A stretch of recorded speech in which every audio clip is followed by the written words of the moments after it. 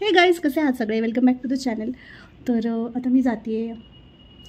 आत्ता वाजलेत 8:30, म्हणजे 8:45 वाजलेत आणि मी जाते हॉस्पिटलला याच्यासाठी जाते आहे कारण माझी जी बॅक आहे इथे खूप जास्त दुखतं आहे. कारण मी पडले होते 2-3 दिवसापूर्वी.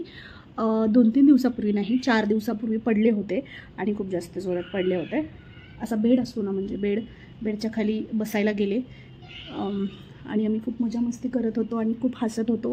हसता असं झालं की इवाणी आणि माझ्या डॅडीने मला असं धक्का दिला आणि मी खाली असं याच्यावर गुडघ्यावर बसायचं सोडून मी अशी आडवी पडली आणि प्रत्येक वेळेस मला इथे लागलं, म्हणजे कमरेला. तर माझा हा पूर्ण भाग दुखतो आहे. तर ते 2-3 दिवस मी वाट बघितली की कमी होईल वगैरे, तर कमी नाही झालं. सो आता मी हॉस्पिटलला एकदा चेक करून येते की नेमकं काय झालं आहे. एक्सरे वगैरे काढावे लागले तर आय डोंट नो. पण आता 4था दिवस आहे माझं, अजून पेन कमी नाही झालं आहे. मला उठता बसता येत नाही आहे. इवन जास्त करून मला झोपता येत नाही. जेव्हा मी झोपते ना तर इथे पाठीला खूप जास्त खालच्या भागात पेन होते. तो मी विचार केला की एकदा जाऊन दाखवलेलेच बरं, अंगावर काढण्यापेक्षा. तसंही मी 4 दिवस अंगावर काढलेले. सो आता मी रेडी झाली आहे 7 वाजता. इवाचे डॅडी 6 वाजता आलेत आणि आमचं ठरलं होतं 7 वाजता जायचं. हॉस्पिटल 9 वाजेपर्यंत ओपन असतं आणि इवाचे डॅडी अजून रेडी नाही आहेत कारण त्यांच्या ऑफिसचे खूप जास्त कामं चालू आहे. आणि मी म्हटलं की उद्या जाऊया, बट पेन खूप जास्त असल्यामुळे ते बोलले की नाही आजच जायचं आजच. आणि आता परत ते लॅपटॉपच्या पुढे बसलेत, केव्हाची मी रेडी होऊन बसली आहे. सो चला, लेट्स गो.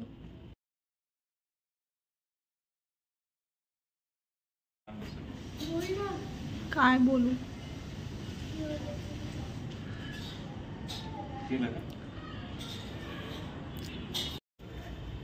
काहीच बिल नाही अजून. किती वाजले वॉच करतो? 9. दवाखान्यात बघायला गेलेत चालू आहे का, कारण 9 वाजून गेलेले आहेत. एवढा लेट चालू नसतो. संभाजीनगरचं पटवर्धन हॉस्पिटल आणि फोन माझ्याकडेच ठेवून गेले. ठीक आहे, वेट करू, चालू आहे का बघूया. तर तिथे डॉक्टर नव्हता आणि आता आम्ही दुसऱ्या हॉस्पिटलला शोधायला जातोय. संध्याकाळ असल्यामुळे सगळे हॉस्पिटल बंद आहेत आणि यांचा फोन आलाय. यांचे फोन संपत नाही.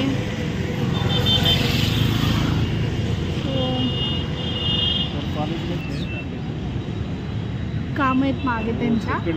तर बघू अजून 1-2 हॉस्पिटल आहेत का. 9:30 वाजले. छत्तीसवर नसतील, असतील तर तिथे बघू, नाही तर उद्या.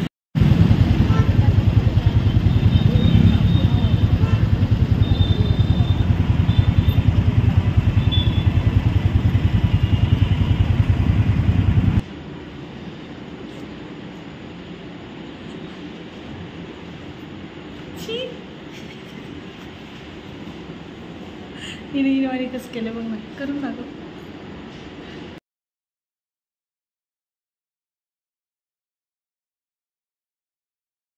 रात्रीची वेळ असल्यामुळे डॉक्टर आले नव्हते आणि ते घरी गेले होते. तर त्यांना फोन वगैरे करून आम्ही बोलवलं, कारण ते आमच्या ओळखीचेच डॉक्टर होते.